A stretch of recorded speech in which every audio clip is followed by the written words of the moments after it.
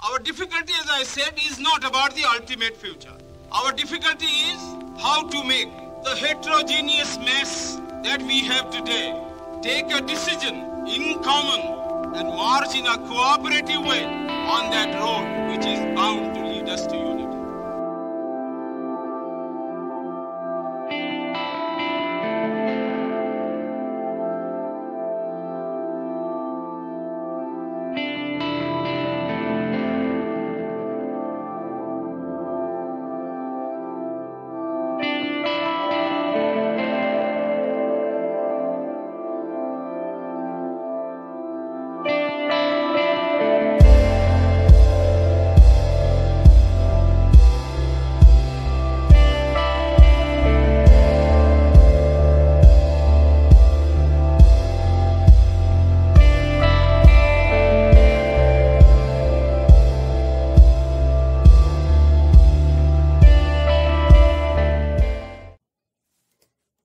ಆತ್ಮೀಯ ಕೇಳುಗರೆಲ್ಲರಿಗೂ ನಮಸ್ಕಾರಗಳು.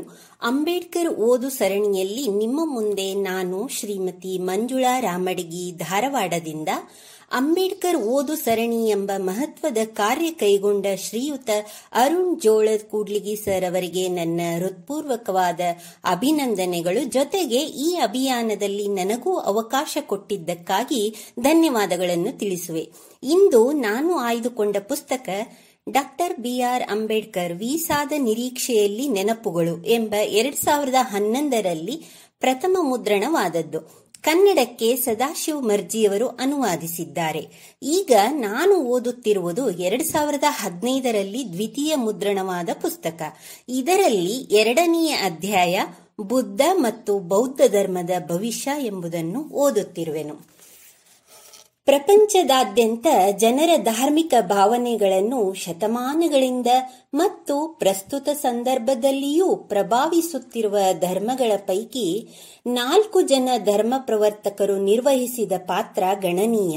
ಬುದ್ಧ, ಕ್ರಿಸ್ತ, ಮೊಹಮ್ಮದ್ ಪೈಗಂಬರ್ ಮತ್ತು ಕೃಷ್ಣ ಆ 4 ಜನ ಧರ್ಮ ಪ್ರವರ್ತಕರಾಗಿರುವರು. ತಮ್ಮ ಧರ್ಮ ಪ್ರಸಾರದಲ್ಲಿ ಅವರು ನಿರ್ವಹಿಸಿದ ಪಾತ್ರಕ್ಕೆ ಸಂಬಂಧಿಸಿದಂತೆ ಈ 4ರಲ್ಲಿ ಬುದ್ಧನಿಗೆ ಹೋಲಿಸಿದರೆ ಈ 4 ಜನ ಧರ್ಮ ಪ್ರವರ್ತಕರ ವ್ಯಕ್ತಿತ್ವಗಳಲ್ಲಿ ಪರಸ್ಪರ ವಿರೋಧಾಭಾಸವನ್ನು ಗಮನಿಸಬಹುದು. ಪ್ರಥಮದಲ್ಲಿ ಈ 4 ಜನರಲ್ಲಿ ಬುದ್ಧ ವಿಶಿಷ್ಟವಾಗಿ ಕಾಣುವುದು ಆತನ ಸ್ವಹಿತಾಸಕ್ತಿಯ ಪರಿತ್ಯಾಗದಿಂದ. ಜೀಸಸ್ ಕ್ರಿಸ್ತನು ತಾನು ದೇವರ ಮಗನೆಂಬುದಾಗಿ ಬೈಬಲ್ನುದ್ದಕ್ಕೂ ಪ್ರತಿಪಾದಿಸುತ್ತಾನೆ ಮತ್ತು ದೇವಲೋಕ ಪ್ರಾಪ್ತಿಗಾಗಿ ಪ್ರಯತ್ನಿಸುವ ಪ್ರತಿಯೊಬ್ಬನೂ ತನ್ನನ್ನು ದೇವರ ಮಗನೆಂದು ಗುರುತಿಸಬೇಕು. ಮೊಹಮ್ಮದ್ ಪೈಗಂಬರ್ ಕ್ರಿಸ್ತನಿಗಿಂತಲೂ ಒಂದು ಹೆಜ್ಜೆ ಮುಂದೆ ಹೋಗಿ ಜೀಸಸ್ ಕ್ರಿಸ್ತನ ಹಾಗೆ ಜಗತ್ತಿನಲ್ಲಿರುವ ದೇವರ ದೂತನೆಂದು ಕರೆದುಕೊಂಡಿರುವನು. ಮೋಕ್ಷ ಹೊಂದಬೇಕೆನ್ನುವವರು ತನ್ನನ್ನು ದೇವದೂತನೆಂದು ಒಪ್ಪಿಕೊಳ್ಳಬೇಕು ಮತ್ತು ತಾನೊಬ್ಬನೇ ದೇವರ ಅಂತಿಮ ದೂತ ಎಂದು ಪರಿಭಾವಿಸಬೇಕೆಂದು ಒತ್ತಾಯಿಸುವನು. ಜೀಸಸ್ ಕ್ರಿಸ್ತ ಮತ್ತು ಮೊಹಮ್ಮದರಿಗಿಂತ ಇನ್ನೂ ಒಂದು ಹೆಜ್ಜೆ ಮುಂದೆ ಹೋಗಿರುವ ಕೃಷ್ಣ ದೇವರ ಮಗನೆಂಬುದಾಗಲಿ ಅಥವಾ ದೇವರ ಅಂತಿಮ ದೂತನೆಂಬುದಾಗಲಿ ಒಪ್ಪಿಕೊಳ್ಳದೆ ತಾನು ಸ್ವತಃ ದೇವರೆಂಬುದನ್ನು ಒಪ್ಪಿಕೊಂಡು ತೃಪ್ತಿಗೊಳ್ಳಲಿಲ್ಲ. ತಾನು ಪರಮೇಶ್ವರನೆಂದು ಉದ್ಘೋಷಿಸಿಕೊಂಡು ಬಂದಿರುವನು. ಆತನ ಅನುಯಾಯಿಗಳು ಆತನನ್ನು ದೇವಾದಿದೇವನೆಂದು ಬಣ್ಣಿಸಿರುವರು. ಬುದ್ಧ ಎಂದೂ ತನ್ನನ್ನು ತಾನು ಅಂತಹ ಸ್ಥಾನಕ್ಕೆ ಆರೋಪಿಸಿಕೊಳ್ಳಲಿಲ್ಲ. ಸಾಮಾನ್ಯ ಮನುಷ್ಯನಿಗೆ ಹುಟ್ಟಿದಂತಿದ್ದ, ಸಾಮಾನ್ಯ ಮನುಷ್ಯನಿಂತಿರಲು ಹಂಬಲಿಸಿದ ಮತ್ತು ಸಾಮಾನ್ಯ ಮನುಷ್ಯನಾಗಿದ್ದುಕೊಂಡೇ ತನ್ನ ಧರ್ಮವನ್ನು ಬೋಧಿಸಿದ ಬುದ್ಧ ಎಂದೂ ಅತಿಮಾನುಷ ಹಿನ್ನೆಲೆ ಅಥವಾ ಅತಿಮಾನುಷ ಶಕ್ತಿಯನ್ನು ಹೊಂದಿರುವುದಾಗಿ ಅಥವಾ ಅತಿಮಾನುಷ ಶಕ್ತಿಯನ್ನು ಪ್ರತಿಷ್ಠಾಪಿಸಲು ಅಥವಾ ಸಾಬೀತುಪಡಿಸಲು ಪವಾಡಗಳನ್ನು ಸೃಷ್ಟಿಸಿ ನಿರ್ವಹಿಸಲಿಲ್ಲ. ಬುದ್ಧ ಮಾರ್ಗದಾತ ಮತ್ತು ಮೋಕ್ಷದಾತಗಳ ನಡುವಿನ ಭಿನ್ನತೆಯನ್ನು ಸ್ಪಷ್ಟವಾಗಿ ಗುರುತಿಸಿದ್ದಾನೆ. ಜೀಸಸ್ ಕ್ರಿಸ್ತ, ಮೊಹಮ್ಮದ್ ಪೈಗಂಬರ್ ಮತ್ತು ಕೃಷ್ಣ ತಮ್ಮಷ್ಟಕ್ಕೆ ತಾವೇ ಮೋಕ್ಷದಾತರೆಂದು ಕರೆದುಕೊಂಡಿರುವರು. ಬುದ್ಧನು ಮಾರ್ಗದಾತನ ಪಾತ್ರವನ್ನು ನಿರ್ವಹಿಸಲು ತೃಪ್ತಿಪಟ್ಟುಕೊಂಡಿರುವನು. ಈ 4 ಜನ ಪ್ರಮುಖ ಧರ್ಮ ಬೋಧಕರಲ್ಲಿ ಮತ್ತೊಂದು ಬಹುಮುಖ್ಯ ಭಿನ್ನತೆಯನ್ನು ಗುರುತಿಸಬಹುದು. ಜೀಸಸ್ ಕ್ರಿಸ್ತ ಮತ್ತು ಮೊಹಮ್ಮದ್ ಪೈಗಂಬರ್ ಬೋಧಿಸಿದ ಧರ್ಮಗಳು ದೋಷಾತೀತ ಮತ್ತು ಪ್ರಶ್ನಾತೀತವಾದವುಗಳಾಗಿರುವುದು ಎಂದು ಅವರು ಹೇಳಿಕೊಂಡಿರುವರು. ಕೃಷ್ಣನು ತನ್ನಷ್ಟಕ್ಕೆ ತಾನೇ ದೇವರ ದೇವ ಎಂದು ಘೋಷಿಸಿಕೊಳ್ಳುತ್ತಾನೆ ಮತ್ತು ತಾನು ಹೇಳಿದ್ದು ದೇವರಿಂದ ಬಂದ ವಾಕ್ಯವಾಗಿದೆ ಮತ್ತು ಆ ವಾಕ್ಯಗಳು ಮೂಲ ಸ್ವರೂಪದವು ಮತ್ತು ಅಂತಿಮವಾದವುಗಳಾಗಿವೆ. ದೋಷಾತೀತ ಅಥವಾ ಪ್ರಶ್ನಾತೀತವೆಂಬ ಪ್ರಶ್ನೆಯೇ ಉದ್ಭವಿಸದು ಎಂದು ಕೃಷ್ಣ ಹೇಳಿಕೊಂಡಿರುವನು. ಬುದ್ಧ ತಾನು ಬೋಧಿಸಿದ್ದು ಪ್ರಶ್ನಾತೀತ ಅಥವಾ ದೋಷಾತೀತವೆಂದು ಎಲ್ಲಿಯೂ ಹೇಳಿಕೊಳ್ಳಲಿಲ್ಲ.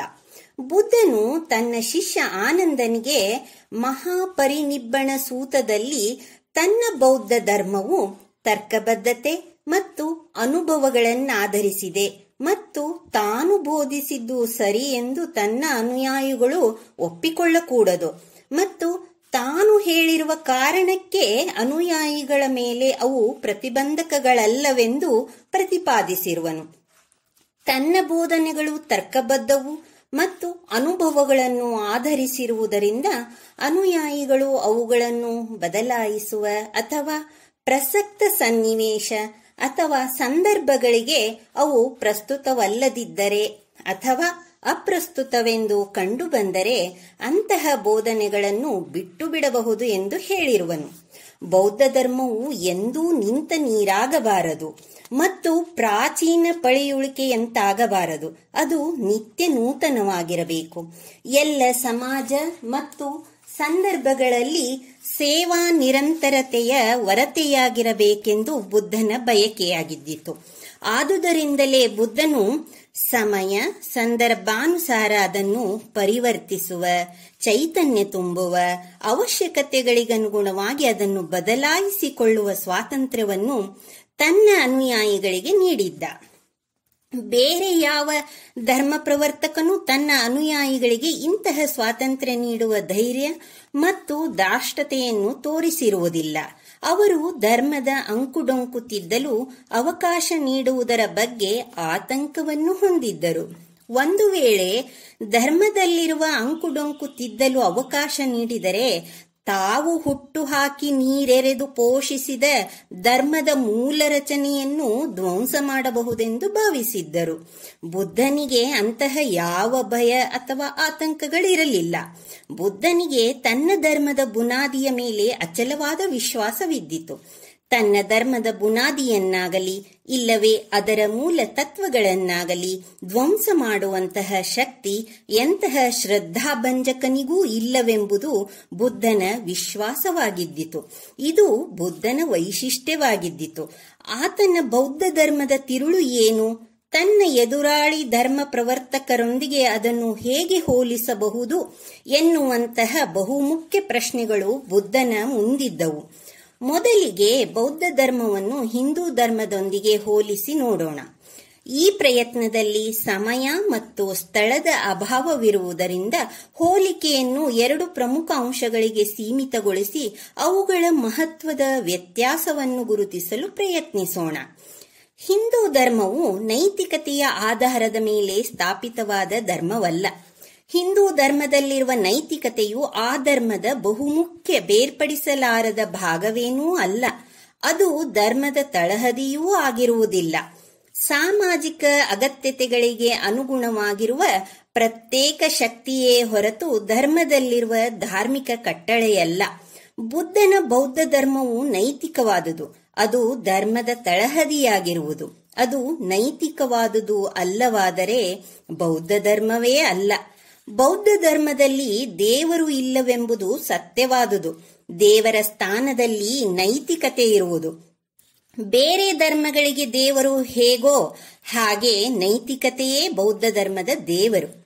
ಬುದ್ಧನು ಧರ್ಮಕ್ಕೆ ಅತ್ಯಂತ ಕ್ರಾಂತಿಕಾರಿಯಾದ ಅರ್ಥವನ್ನು ನೀಡಿ ಧರ್ಮವನ್ನು ಪ್ರತಿಪಾದಿಸಿ ತನ್ನ ಅನುಯಾಯಿಗಳಿಗೆ ಬೋಧಿಸಿರುವನು. ವೈದಿಕ ಅರ್ಥದಲ್ಲಿ ಧರ್ಮವು ನೈತಿಕವಾದುದು ಅಲ್ಲ. ಬ್ರಾಹ್ಮಣರು ಪರಿಭಾವಿಸಿ ಪ್ರತಿಪಾದಿಸಿರುವ ಧರ್ಮ ಮತ್ತು ಜಾಮಿನಿಯ ಪೂರ್ವ ಮೀಮಾಂಸೆಯಲ್ಲಿ ದಾಖಲಿಸಿರುವ ಧರ್ಮವು ಮತ್ತಿನ್ನೇನೂ ಆಗಿರದೆ ಅದು ಕೆಲವು ಕರ್ಮಗಳನ್ನು ನೆರವೇರಿಸುವ ಕ್ರಿಯೆಯಾಗಿರುವುದು ಅಥವಾ ರೋಮನ್ ಧಾರ್ಮಿಕ ವಿಧಿ ಆಚರಣೆಗಳ ಶಬ್ದದ ಬಳಕೆಯಂತಿರುವುದು. ಬ್ರಾಹ್ಮಣರಿಗೆ ಧರ್ಮವೆಂದರೆ ಯಜ್ಞಯಾಗ ಮತ್ತು ದೇವರಿಗೆ ನೀಡುವ ಬಲಿಗಳ ವಿಧಿ ಆಚರಣೆಗಳಾಗಿರುವವು. ಇದು ಬ್ರಾಹ್ಮಣ ವೈದಿಕ ಧರ್ಮದ ಮೂಲ ತತ್ವಗಳಾಗಿವೆ. ಆದುದರಿಂದ ಧರ್ಮವು ನೈತಿಕವಾದುದಾಗಿರುವುದಿಲ್ಲ. ಬುದ್ಧನು ಬೋಧಿಸಿದ ಬೌದ್ಧ ಧರ್ಮವು ಯಾವುದೇ ವಿಧಿ ಆಚರಣೆ ಮತ್ತು ಧಾರ್ಮಿಕ ವ್ರತಾಚರಣೆಯನ್ನು ನಡೆಸುವುದಿಲ್ಲ. ಧರ್ಮದ ಮೂಲ ವಿವೇಚನೆಯೇ ಹೊರತು ಯಜ್ಞ ಯಾಗಾದಿಗಳಲ್ಲ.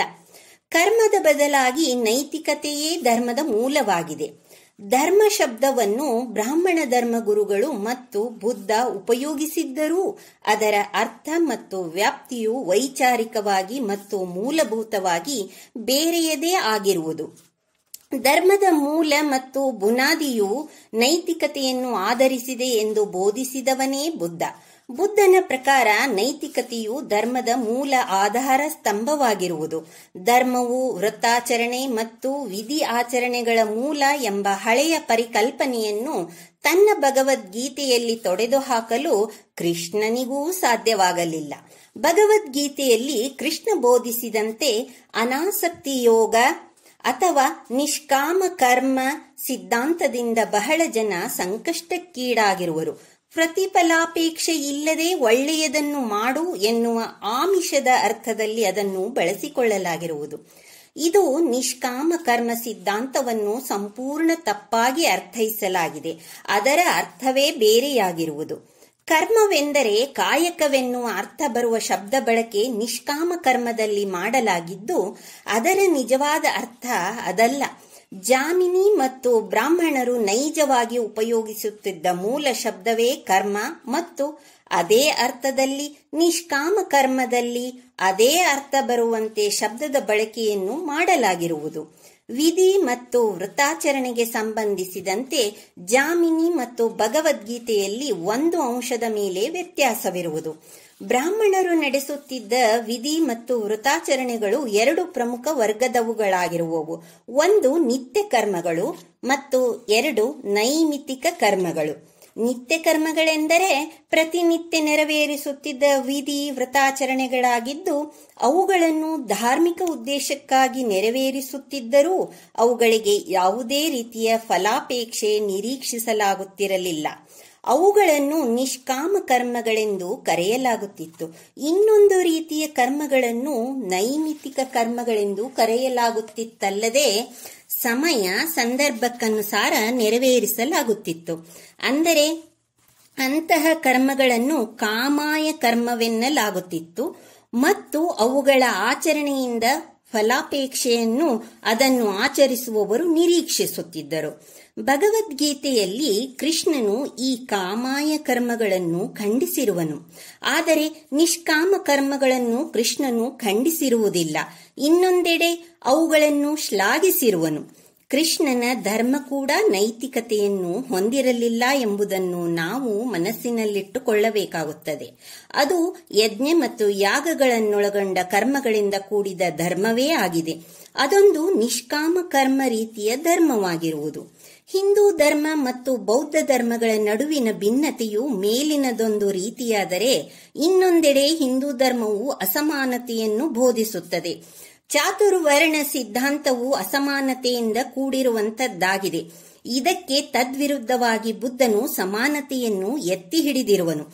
ಚಾತುರ್ವರ್ಣದ ಬಹುಮುಖ್ಯ ವಿರೋಧಿಯಾಗಿರುವನು. ಚಾತುರ್ವರ್ಣ ಪದ್ಧತಿಯ ವಿರುದ್ಧ ಸಮಾನತೆಯನ್ನು ಬುದ್ಧನು ಬೋಧಿಸಿದ್ದಲ್ಲದೆ ಸಮಾಜದಿಂದ ಅದರ ಮೂಲೋತ್ಪಾಟನೆ ಮಾಡಲು ಸರ್ವ ರೀತಿಯಿಂದಲೂ ಹೋರಾಟ ಮಾಡಿರುವನು. ಹಿಂದೂ ಧರ್ಮದ ಪ್ರಕಾರ ಶೂದ್ರರಾಗಲಿ ಅಥವಾ ಮಹಿಳೆಯರಾಗಲಿ ಧರ್ಮಗುರುಗಳಾಗಲು ಅರ್ಹರಾಗಿರುವುದಿಲ್ಲ. ಮಾತ್ರವಲ್ಲ, ಸನ್ಯಾಸವನ್ನು ಸ್ವೀಕರಿಸಿ ಭಗವತ್ ಸಾಕ್ಷಾತ್ಕಾರಕ್ಕೆ ಅರ್ಹರಾಗಿರುವುದಿಲ್ಲ. ಇನ್ನೊಂದೆಡೆ ಬುದ್ಧನು ಶೂದ್ರರಿಗೆ ತನ್ನ ಬೌದ್ಧ ಸಂಘಗಳಲ್ಲಿ ಅವಕಾಶ ಕಲ್ಪಿಸಿಕೊಟ್ಟಿರುವನು. ಕ್ಷತ್ರಿಯರು ಬೌದ್ಧ ಭಿಕ್ಷುಣಿಯರಾಗಬಹುದಿತ್ತು. ಈ ರೀತಿ ಶೂದ್ರರು ಮತ್ತು ಸ್ತ್ರೀಯರಿಗೆ ಧರ್ಮದಲ್ಲಿ ಬುದ್ಧನು ಅವಕಾಶ ಕಲ್ಪಿಸಿಕೊಟ್ಟಿರುವನು. ಬುದ್ಧನ ಈ ಕ್ರಮವನ್ನು ಕೆಲವು ಜನರಾದರೂ ಅರ್ಥ ಮಾಡಿಕೊಳ್ಳಲು ಪ್ರಯತ್ನಿಸಿರುವರು. ಅಸಮಾನತೆಯನ್ನು ಬೋಧಿಸುವುದನ್ನು ಬೇರು ಸಹಿತ ಕಿತ್ತು ಹಾಕಬೇಕೆನ್ನುವ ಬುದ್ಧನ ದೃಢ ನಿಶ್ಚಯವೇ ಈ ಮೂಲಭೂತ ಪ್ರಶ್ನೆಗೆ ಉತ್ತರವಾಗಿದೆ. ಬುದ್ಧನ ಅಸಮಾನತೆಯ ವಿರುದ್ಧ ನಿರಂತರ ಹೋರಾಟದಿಂದಾಗಿ ಹಿಂದೂ ಧರ್ಮವು ತನ್ನ ಚಾತುರ್ವರ್ಣ ಸಿದ್ಧಾಂತದಲ್ಲಿ ಬದಲಾವಣೆ ಮಾಡಿಕೊಳ್ಳುವ ಅನಿವಾರ್ಯತೆಯನ್ನು ತಂದುಕೊಂಡು ಬಿಟ್ಟಿತು. ಅದು ಹಿಂಸೆಯನ್ನು ತೊರೆದು ಬಿಟ್ಟಿತು. ವೇದಗಳ ಪ್ರಶ್ನಾತೀತ ಮತ್ತು ದೋಷಾತೀತತನವನ್ನು ಹಿಂದೂ ಧರ್ಮವು ಬಿಟ್ಟು ಬಿಡಲು ಸಿದ್ಧಗೊಂಡಿತು. ಚಾತುರ್ವರ್ಣ ಸಿದ್ಧಾಂತದಲ್ಲಿ ಏನೆಲ್ಲಾ ಪರಿವರ್ತನೆಯನ್ನು ಹಿಂದೂ ಧರ್ಮ ಮಾಡಿಕೊಂಡರೂ ಬುದ್ಧನು ಮಾತ್ರ ಅದನ್ನು ವಿರೋಧಿಸುವುದನ್ನು ನಿಲ್ಲಿಸಲಿಲ್ಲ. ಈ ಪ್ರಮುಖ ಕಾರಣದಿಂದಾಗಿಯೇ ಬ್ರಾಹ್ಮಣ ಧರ್ಮವು ಬೌದ್ಧ ಧರ್ಮದ ಬಗ್ಗೆ ದ್ವೇಷಾಸೂಯೆಯನ್ನು ಬೆಳೆಸಿಕೊಂಡಿತಲ್ಲದೆ ಜೈನ ಧರ್ಮದ ಬಗ್ಗೆ ಮೃದು ಧೋರಣೆಯನ್ನು ತಾಳಿರುವುದು. ಚಾತುರ್ವರ್ಣದ ಬಗೆಗಿನ ಬುದ್ಧನ ವಾದಗಳ ಪ್ರಖರತೆಯನ್ನು ಹಿಂದೂ ಧರ್ಮವು ಗುರುತಿಸಿರುವುದು. ತದನಂತರ ಹಿಂದೂ ಧರ್ಮವು ಚಾತುರ್ವರ್ಣವನ್ನು ಸಮರ್ಥಿಸಿಕೊಳ್ಳುವಂತಹ ಹೊಸ ತತ್ವಜ್ಞಾನ ಮತ್ತು ತರ್ಕ ಸಿದ್ಧಾಂತವನ್ನು ಪ್ರತಿಪಾದಿಸುತ್ತಾ ಚಾತುರ್ವರ್ಣಕ್ಕೆ ಅದು ಹೊಸ ತಾತ್ವಿಕ ನೆಲೆಯನ್ನು ಒದಗಿಸಲು ಪ್ರಯತ್ನಿಸಿರುವುದು. ಭಗವದ್ಗೀತೆಯು ಏನನ್ನು ಸ್ಪಷ್ಟವಾಗಿ ಬೋಧಿಸುತ್ತದೆ ಮತ್ತು ಅದರ ಸಾರವೇನೆ ಎಂಬುದನ್ನು ತಿಳಿಸುವವರಿಲ್ಲ. ಭಗವದ್ಗೀತೆಯು ಚಾತುರ್ವರ್ಣ ಸಿದ್ಧಾಂತವನ್ನು ಎತ್ತಿ ಹಿಡಿಯುತ್ತದೆ ಎಂಬ ಸತ್ಯ ಮಾತ್ರ ಪ್ರಶ್ನಾತೀತವಾದ ಸಂಗತಿಯಾಗಿರುವುದು. ಈ ಬಹುಮುಖ್ಯ ಉದ್ದೇಶಕ್ಕಾಗಿಯೇ ಭಗವದ್ಗೀತೆಯನ್ನು ರಚಿಸಲಾಗಿದೆ ಎಂಬುದು ತರ್ಕಕ್ಕೆ ನಿಲುಕದ ಸಂಗತಿಯೇನಲ್ಲ. ಅದು ಹೇಗೆ ಭಗವದ್ಗೀತೆಯು ಇದನ್ನು ಸಮರ್ಥಿಸುತ್ತದೆ?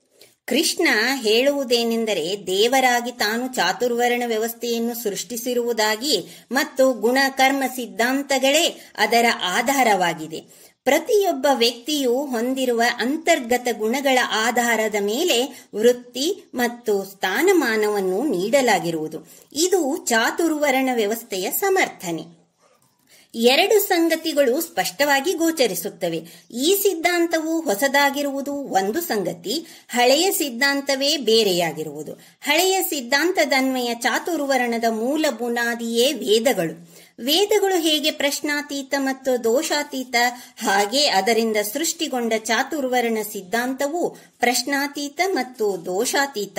ಬುದ್ಧನು ವೇದಗಳೂ ಪ್ರಶ್ನಾತೀತ ಮತ್ತು ದೋಷಾತೀತವಾಗಿರುವುದನ್ನೇ ಮೂಲೋತ್ಪಾಟನೆ ಮಾಡಿರುವಾಗ ಅವುಗಳ ಆಧಾರದ ಮೇಲೆ ಸೃಷ್ಟಿಸಲ್ಪಟ್ಟ ಚಾತುರ್ವರ್ಣದ ಬುನಾದಿಯೇ ಧ್ವಂಸಗೊಂಡಿತು. ಸಹಜವಾಗಿಯೇ ಚಾತುರ್ವರ್ಣ ಪದ್ಧತಿಯನ್ನು ಬಿಟ್ಟುಕೊಡದ ಹಿಂದೂ ಧರ್ಮವು ಅದಕ್ಕೆ ತಾತ್ವಿಕ ನೆಲೆಯನ್ನು ಕಲ್ಪಿಸಿಕೊಡಲು ಭಗವದ್ಗೀತೆಯ ಮೂಲಕ ಪ್ರಯತ್ನಿಸಿತು. ಭಗವದ್ಗೀತೆಯಲ್ಲಿ ಕೃಷ್ಣನು ಇದಕ್ಕೆ ನೀಡಿದ ಸಮರ್ಥನೆ ಸಮಂಜಸವೇ?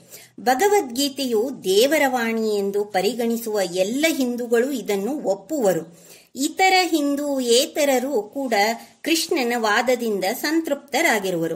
ವೇದಗಳ ಮೇಲೆ ಮಾತ್ರ ಚಾತುರ್ವರ್ಣವು ಅವಲಂಬಿತವಾಗಿದ್ದರೆ ಅದು ಎಂದೋ ಮಾಯವಾಗಿ ಬಿಡುತ್ತಿದ್ದಿತು ಎಂಬುದು ನನ್ನ ದೃಢವಾದ ನಂಬಿಕೆಯಾಗಿದೆ. ಚಾತುರ್ವರ್ಣ ಪದ್ಧತಿಯನ್ನು ನೀಡಿರುವ ಭಗವದ್ಗೀತೆಯೇ ಕಿಡಿಗೇಡಿತನ ಮತ್ತು ಸುಳ್ಳಿನ ಕಂತೆ ಆಗಿರುವುದು. ಅದಕ್ಕೊಂದು ನಿರಂತರತೆಯನ್ನು ಕೊಟ್ಟಿರುವರು. ಈ ಹೊಸ ಸಿದ್ಧಾಂತದ ಮೂಲ ಪ್ರಕಲ್ಪನೆಯನ್ನು ಸಾಂಖ್ಯ ತತ್ವಜ್ಞಾನದಿಂದ ಪಡೆದುಕೊಳ್ಳಲಾಗಿದೆ. ಇದಕ್ಕೆ ಸಂಬಂಧಿಸಿದಂತೆ ಮೂಲವೆಂಬುದೇ ಇಲ್ಲ.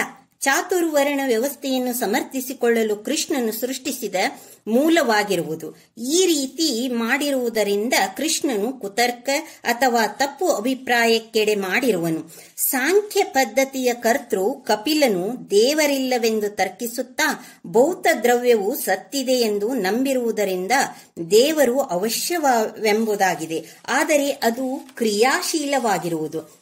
ರಜ, ತಮಸ, ಸತ್ವ ಗುಣಗಳನ್ನು ಭೌತ ದ್ರವ್ಯವು ಹೊಂದಿರುವುದು. ಈ ಮೂರು ಗುಣಗಳಲ್ಲಿ ಸಮಸ್ಥಿತಿ ಇದ್ದಾಗ ಪ್ರಕೃತಿಯು ನಿಶ್ಚಲವಾಗುವುದು. ಇನ್ನೆರಡು ಗುಣಗಳ ಮೇಲೆ ಈ ಮೂರರಲ್ಲಿಯ ಯಾವುದಾದರೊಂದು ಗುಣವು ತನ್ನ ಆಧಿಪತ್ಯ ಸ್ಥಾಪಿಸಲು ಪ್ರಯತ್ನಿಸಿದಾಗ ಆ ಮೂರರ ಮಧ್ಯದ ಸಮಸ್ಥಿತಿಯು ಕದಡಿದಾಗ ಪ್ರಕೃತಿಯು ಕ್ರಿಯಾಶೀಲವಾಗಿ ಬಿಡುವುದು. ಇದು ಸಾಂಖ್ಯ ತತ್ವಜ್ಞಾನದ ಸಾರವಾಗಿರುವುದು. ಈ ಸಿದ್ಧಾಂತದೊಂದಿಗೆ ಯಾವ ಜಗಳವೂ ಇರಲಿಕ್ಕಿಲ್ಲ. ಇದು ಸತ್ಯವಾದುದಾಗಿದೆ. ಪ್ರತಿಯೊಬ್ಬ ವ್ಯಕ್ತಿಯು ಪ್ರಕೃತಿಯ ರೂಪವಾಗಿ ಈ 3 ಗುಣಗಳನ್ನು ಹೊಂದಿರುವನು. ಇನ್ನೂ ಮುಂದುವರೆದು 3 ಗುಣಗಳಲ್ಲಿ ಪರಸ್ಪರರ ಮೇಲೆ ಪ್ರಾಬಲ್ಯ ಸ್ಥಾಪಿಸಲು ಆ 3 ಗುಣಗಳಲ್ಲಿ ಸ್ಪರ್ಧೆಯು ನಡೆಯುತ್ತಿರುತ್ತದೆ. ಹುಟ್ಟಿದ ಸಂದರ್ಭದಲ್ಲಿ ಒಬ್ಬ ವ್ಯಕ್ತಿಗಿರುವ 3ರಲ್ಲಿಯೇ ಒಂದು ವಿಶಿಷ್ಟ ಗುಣ ಆತನ ಜೀವಿತಾವಧಿಯವರೆಗೂ ತನ್ನ ಪ್ರಾಬಲ್ಯವನ್ನು ಹೇಗೆ ಉಳಿಸಿಕೊಳ್ಳುತ್ತದೆ? ಈ ರೀತಿ ಊಹಿಸುವುದಕ್ಕೆ ಯಾವುದೇ ಸಾಕ್ಷ್ಯಾಧಾರಗಳು ಸಾಂಖ್ಯ ತತ್ವಜ್ಞಾನದಲ್ಲಿಯೇ ಆಗಲಿ ನಿಜ ಜೀವನದಲ್ಲಿಯೇ ಆಗಲಿ ಸಿಗುವುದಿಲ್ಲ. ಕೃಷ್ಣನು ಈ ಸಿದ್ಧಾಂತವನ್ನು ಪ್ರತಿಪಾದಿಸಿದ ಸಂದರ್ಭದಲ್ಲಿ ಹಿಟ್ಲರ್ ಆಗಲಿ ಅಥವಾ ಮುಸೊಲಿನಿಯಾಗಲಿ ಜನಿಸಿರಲಿಲ್ಲ. ಇಡೀ ಪ್ರಪಂಚದ ಮೇಲೆಯೇ ಪ್ರಾಬಲ್ಯವನ್ನು ಸ್ಥಾಪಿಸಿದ್ದ ಓರ್ವ ಭಿತ್ತಿ ಬೋರ್ಡ್ಗಳ ಪೇಂಟರ್ ಮತ್ತು ಇಟ್ಟಿಗೆ ಇಡುವವ ಹೇಗೆ ಸರ್ವಾಧಿಕಾರಿಗಳಾದರು ಎಂದು ವಿಶ್ಲೇಷಿಸುವುದು ಕೃಷ್ಣನಿಗೂ ದುಸ್ತರವಾದ ಕಾರ್ಯವಾಗಿದೆ. ಮನುಷ್ಯನ ಪ್ರಕೃತಿಯು ನಿರಂತರವಾಗಿ ಪರಿವರ್ತನೆಗೊಳ್ಳುತ್ತಲೇ ಇರುತ್ತದೆ. ಏಕೆಂದರೆ ಈ 3 ಗುಣಗಳು ಪರಸ್ಪರ ಪ್ರಾಬಲ್ಯ ಹೊಂದಲು ಗುಣಗಳು ಪರಿವರ್ತನೆ ಹೊಂದುತ್ತಲೇ ಇರುವುದರಿಂದ ಶಾಶ್ವತ ಮತ್ತು ಸ್ಥಿರವಾಗಿ ವರ್ಣಗಳಲ್ಲಿ ಜನರನ್ನು ಗುಣಗಳ ಆಧಾರದ ಮೇಲೆ ವಿಭಜಿಸಲು ಸಾಧ್ಯವೇ ಇಲ್ಲ. ಆದುದರಿಂದ ಶಾಶ್ವತ ಮತ್ತು ಸ್ಥಿರ ವೃತ್ತಿಗಳು ಇರಲಿಕ್ಕೆ ಸಾಧ್ಯತೆಗಳೇ ಇರುವುದಿಲ್ಲ.